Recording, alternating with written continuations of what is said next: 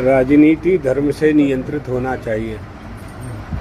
जब राजनीति अनियंत्रित हो जाती है तब ऐसी घटनाएं होती हैं।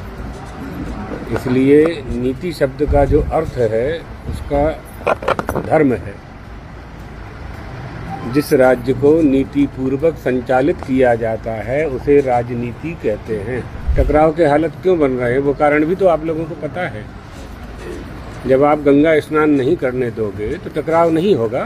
क्षत्रिय हो चाहे वैश्य हो चाहे स्त्री हो चाहे पुरुष हो, जो भी अपराध करे उसके लिए सजा का प्रावधान है।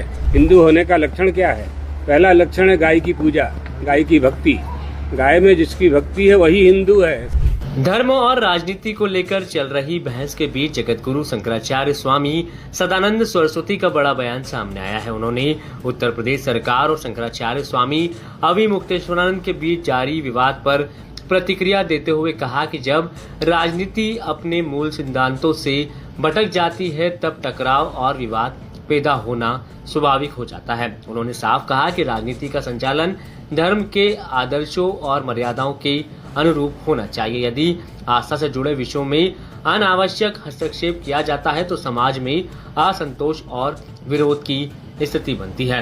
प्रयागराज में गंगा स्नान को लेकर उठे विवाद का जिक्र करते हुए उन्होंने कहा कि धार्मिक आस्थाओं पर रोक लगाने से स्वाभाविक रूप से लोगों की भावनाएं आहत होती है और टकराव की स्थिति पैदा हो जाती है।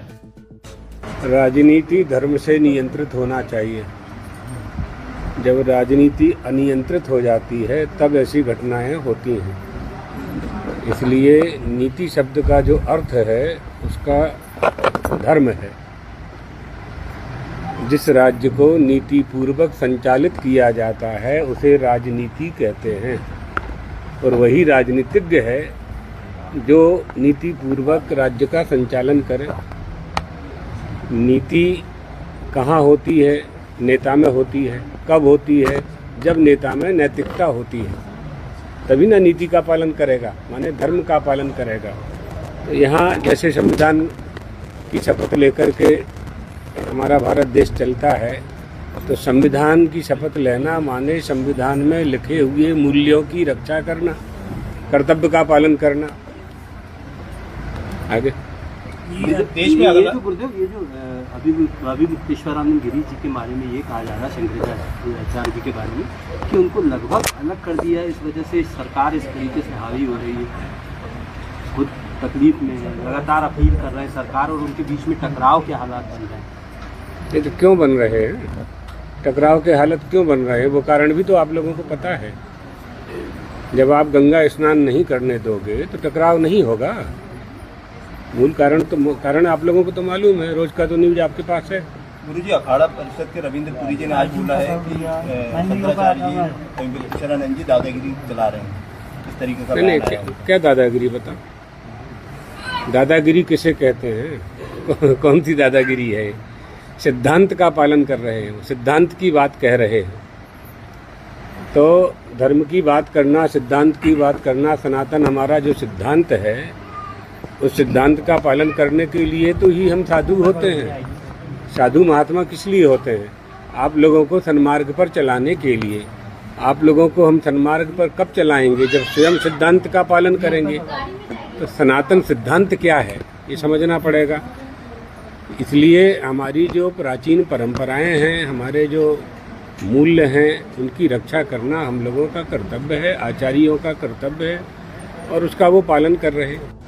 इस बयान के बाद धर्म और राजनीति के रिश्तों को लेकर बहस एक बार फिर तेज हो गई है। शंकराचार्य स्वामी सदानंद सरस्वती के एक वक्तव्य को केवल एक धार्मिक प्रतिक्रिया नहीं बल्कि व्यवस्था और आस्था के बीच संतुलन की अपील के रूप में भी देखा जा रहा है। उनका कहना है कि जब शासन और समाज के निर्णयों में लोगों की धार्मिक भावनाओं और परंपराओं का सम्मान नहीं होता तब असहमति और संघर्ष स्वाभाविक रूप से सामने आते हैं। छिंदवाड़ा से दिया गया ये संदेश साफ संकेत देता है कि आने वाले समय में धर्म से जुड़े मुद्दे राजनीतिक विमर्श के केंद्रों में बन सकते हैं। वहीं संत समाज भी अपनी भूमिका को लेकर अधिक मुखर नजर आ रहा है। अब ये देखना महत्वपूर्ण होगा कि सरकार और धार्मिक नेतृत्व के बीच संवाद का रास्ता कितना मजबूत बनता है ताकि विवाद की जगह समाधान और संतुलन की दिशा में कदम बढ़ाया जा सके।